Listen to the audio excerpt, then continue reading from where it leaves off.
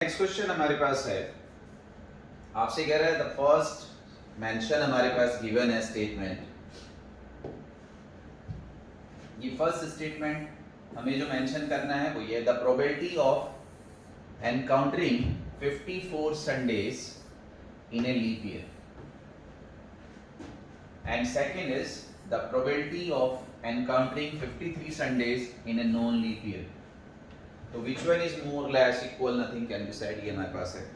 ये थोड़ा सा प्रोबेबिलिटी का क्वेश्चन है और मैथ्स का क्वेश्चन है। इसमें थोड़ा सा मैथ्स यूज होता है, लेकिन बेसिक मैथ्स यूज होता है। Up to 10th class standard की हम बात करते हैं, तो हम देख लेते हैं प्रोबेबिलिटी क्या होता है। छोटा सा ले लेते हैं थोड़ा सा, और प्रोबेबिलिटी के फिर और क्वेश्चन भी आप कर पाएंगे।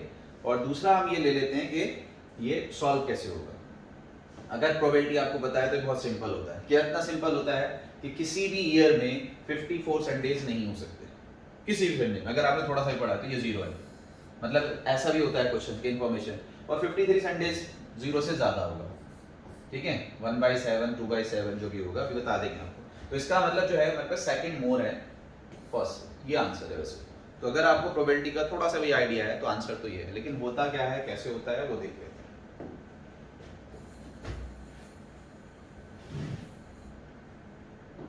देखिए बच्चे, होता क्या है, प्रोबेबिलिटी किसे कहते हैं, पहली बात तो ये सुन लेते हैं। असल में जब हम कोई काम कर रहे होते हैं तो उसकी हम प्रोबेबिलिटी लेते हैं, प्रिडिक्शन लेते हैं कि ये होगा या नहीं होगा, कितना चांसेस इसके हैं होने के। तो प्रोबेबिलिटी हम कोई भी काम अगर कर रहे हैं, हम पढ़ रहे हैं, एंट्रेंस की तैयारी कर रहे हैं, सिलेक्शन होगा या नहीं होगा, इसके चांसेस। तो probability of any task is, उस टास्क के फेवर में कितने रिजल्ट्स हैं, फेवरेबल, और जो हम काम कर रहे हैं उसके टोटल रिजल्ट्स कितने हैं। बस इतनी सी बात, इन दोनों को डिवाइड करना। अभी देख लेते हैं, इस क्वेश्चन से आपको समझ में भी आ जाएगा, ठीक है। अब हम बात कर रहे हैं ईयर की। ईयर हमारे पास दो होते हैं, एक होता है non leap year, ordinary year.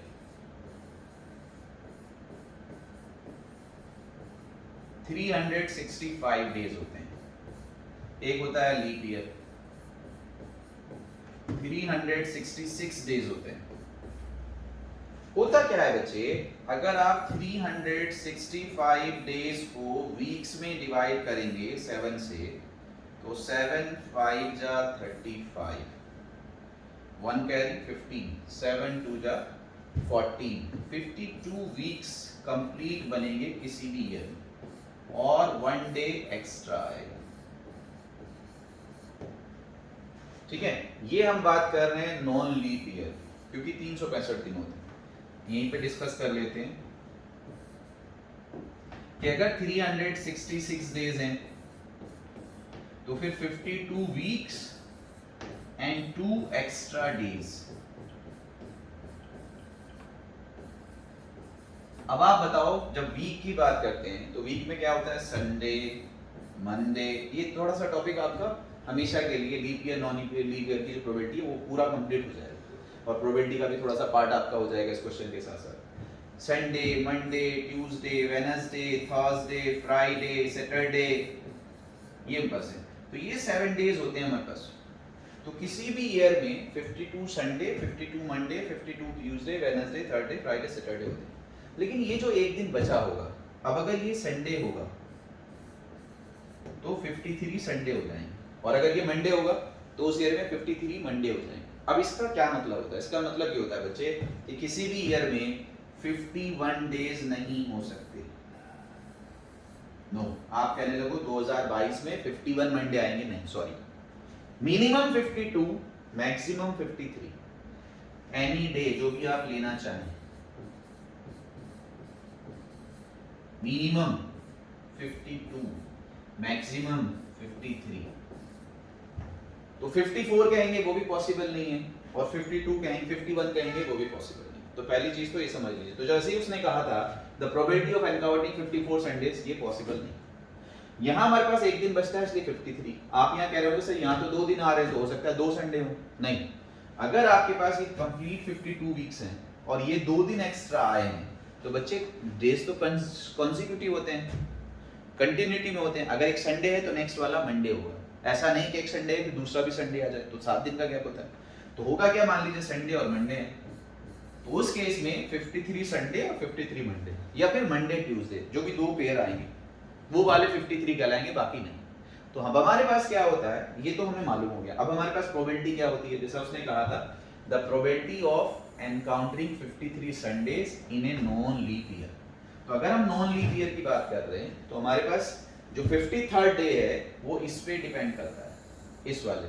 तो अगर इस पे डिपेंड कर रहा है तो फिर हमारे पास क्या हो सकता है, ये वन डे जो है इसके जो हमने कहा था फेवरेबल आउटकम, ये जो वन डे है ये हो सकता है संडे हो सकता है मंडे हो सकता है ट्यूसडे हो सकता है वेडनेसडे हो सकता है थर्सडे हो सकता है फ्राइडे हो सकता है सैटरडे हो।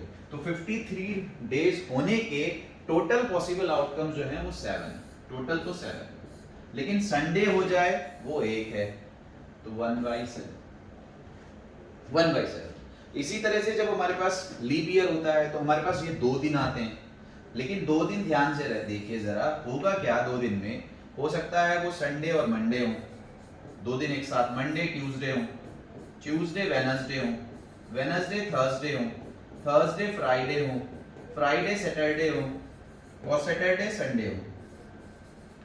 तो अगर हमें संडे चाहिए तो ये वाला भी हमारे पास संडे वाला पेयर है और ये वाला भी हमारे पास पेयर है।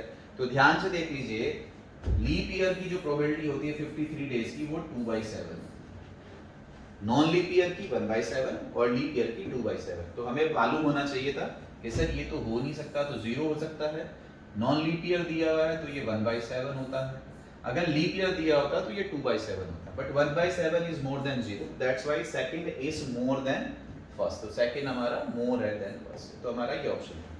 तो उम्मीद करूंगा कि आपके पास ये प्रोबेबिलिटी का कॉन्सेप्ट भी क्लियर हो गया होगा। चलिए नेक्स्ट क्वेश्चन देखते हैं।